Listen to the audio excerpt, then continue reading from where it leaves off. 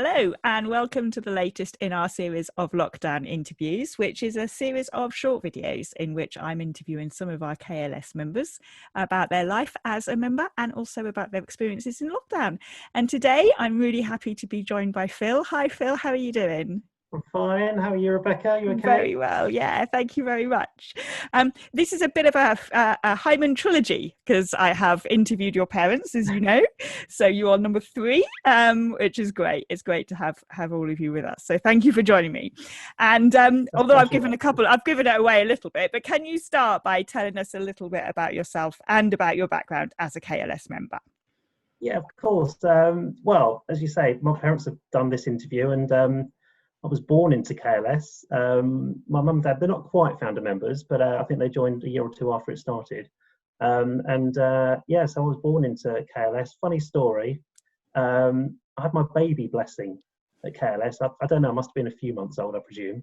I can't remember it. And the story goes that they had to sort of rush through the service a little bit because my parents and my grandpa were rushing off to Wembley for a football final. They're big Hendon fans at the time, they dashed off after the service, rushed up to Wembley, and it was worth it apparently because Hendon won 2-0, and there's 38,000 people, which is a lot for an amateur final. That's a lot of people. So yeah, that's how it all started. I went through religion school, had bar mitzvah with Clifford Cohen. Oh.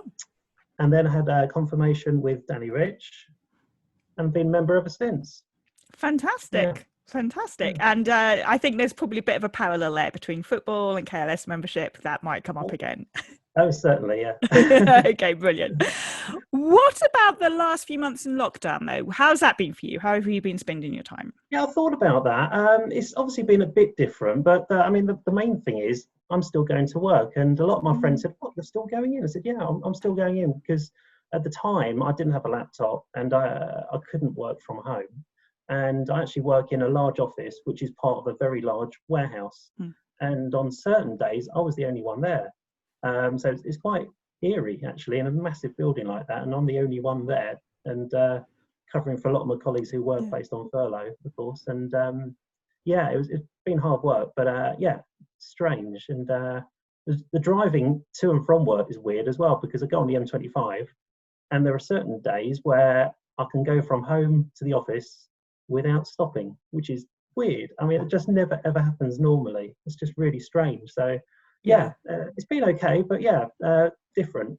Definitely different. How are things now? Are they sort of getting a bit more back to normal? You've got more people in the office? Yeah, it's going back to normal a little bit, and lockdown restrictions have eased. I mean, at first, you could only just go to work and do your shopping and then do a local walk really from your front door. So I've done that, and I'm lucky really because I live in Cobham and there's plenty of countryside around Cobham, so you can do like a 10-mile circuit from a front door quite easily. But once you've done it 2 or 3 times, you get a little bit bored with it. So I thought there's one weekend where I thought I'll go off in a different direction. So I went off towards Weybridge and I went down this path and it led out onto a very, very posh road.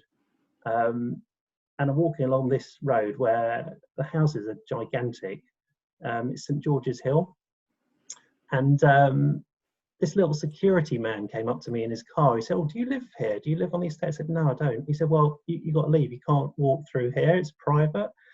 And he says, part of his job, he has to escort me off the premises. So, and I couldn't get in his car. So I'm walking, he's leading the way in his car. And it's the only time I've ever been escorted off the premises. It's strange, it's really weird. But yeah, it was all very amicable. But just have a stroll in a different direction at last, really. But okay, I think you're the first trespasser I think we've had on this series of lockdown interviews, Phil. So that's great. Brilliant. And what about any involvement with KLS during this time? Yeah, plenty. I'm sort of quite a regular Friday nighter on the Facebook services, which I think have been brilliant actually. Whether it's Renee or some of the lay readers as well, have been terrific. And actually, I'm a bit disappointed if something else clashes on a Friday. I'm actually a little bit disappointed when I miss it. So I've enjoyed that. It's been good, and just got to grips with the IT. It's not been easy because at first, to say I didn't have a laptop at first. I just had a very, very old dodgy mobile phone. So So that's why my sign-in used to say non-techie Phil. And then I got the laptop, I think in about May.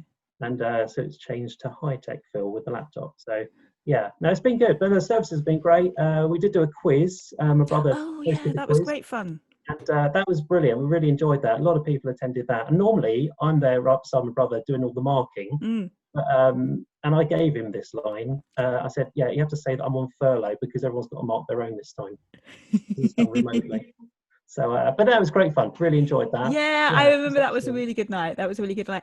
And also, Phil, you did actually, well, you helped lead, you co-led one of the services yourself, didn't you? When your mum and dad were doing it, but you were part of that as well. I did, and I'll tell you, that was strange as well, because I mean, I'm just talking like now into a screen. Yeah. And for the service, there was one little bit where there's a little singing section. So I thought, okay, I'll give it a go. I'll sing. And it's just weird. I'm sitting in the house on my own, singing into a screen. You think, is anyone watching this? I don't know. Is anyone there at all? But they were apparently, and they all heard it loud and clear. So yeah, it was great. It was great. Yeah, it's a weird experience. It's one you get used to after a while, isn't it? But yeah, it's a weird experience. And what would you say that this involvement has meant to you during this time, Phil? I think it's probably brought me a bit closer to the community, and in a virtual way, if that makes sense. Because I'm much more regular in terms of going to the Friday night services online, and I've always enjoyed the chat and the comments as the service progresses. That's always good fun, just reading those. No, it's been great actually. Yeah, it's been good. I think you especially, Rebecca, on the tech team, amazing. Honestly, without people like yourself, James, Renee, and Craig. All of you, amazing what you've done behind the scenes. Because I mean, I can put a laptop on and I can click on a link, but how you set the thing up, I have no idea. So amazing how you've all done that. It's been really good. Yeah, it's been. I mean, just thankfully, the technology's been available to us. You know, during this time. If this had happened even 2 or 3 years ago, it would have been very different. So, definitely. Yeah, absolutely. Would you say that your relationship with your Judaism has changed at all?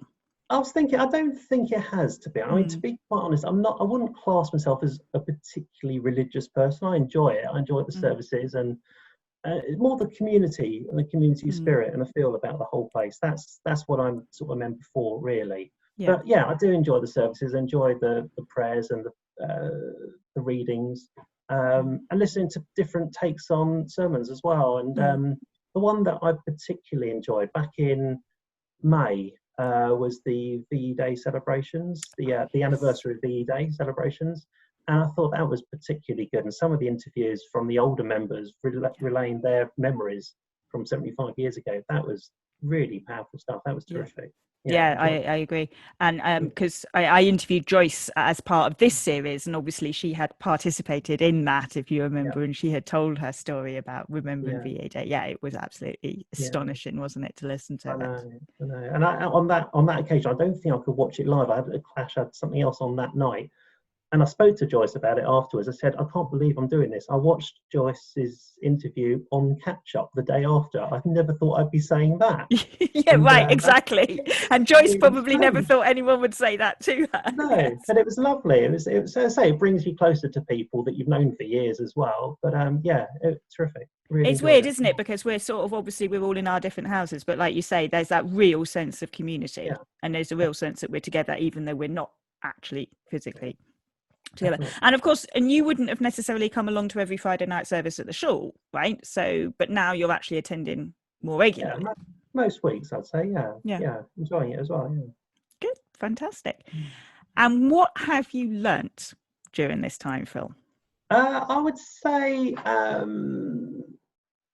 communication with friends and family is pretty key. When you are sort of in isolation as such, in lockdown, and I'm just going from a house to the office, and it's an empty office for 2 or 3 months. Yeah, to have the online communication or telephone conversation for that matter, that's important, and that's with the synagogue and also my friends as well. I must say, one of the things I have done during lockdown, one of my friends is a very good writer, and she wrote a little short story, comedy sort of short story, just about our little circle of friends. And it was brilliant. I mean, it wouldn't mean anything to anyone else, but to us, it was terrific. And I read it, well, I wonder if I could have a go at doing that as well. And I thought, yeah, why not? So I had a chat with her, and she gave me a few pointers as to how to write creatively.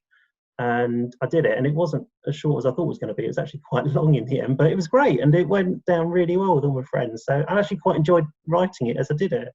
Wow. So yeah, it's been good fun, that. Yeah. And was that the first time you'd ever done any sort of creative writing? Yeah, since school. Yeah, definitely. Oh Yeah, gosh. definitely. Yeah. So I'm more a that's really numbers cool. person. I'm more a numbers person rather Yeah. than an Englishy person. But Yeah. yeah, no, it was great. I really enjoyed doing it, actually. Yeah, it was good. That's so cool, isn't it? So Yeah, that, and going from low tech to high tech, of course. of course. Yeah, definitely. Yeah, Something we've all noticed, I have to say.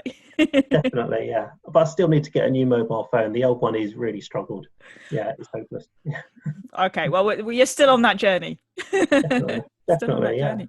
That's brilliant, Phil. I love hearing about the creative writing in particular. I think that's really Yeah. good because, like you say, just trying something completely new. And I think a Yeah. lot of people have done that during lockdown. Why not, sort of thing. Yeah. Thank you so much for joining me. That's a pleasure. That's a pleasure. Not too much sport for you? Is that Not okay? too much sport, actually. Yeah, not too much Okay. sport. Well done. Just the baby blessing story. Yeah, Anyway, exactly. thank you so much. It's been great to have you here. Love And this all, stay Rebecca. tuned. For those of you who are watching, we have a few more where this one came from. Bye bye.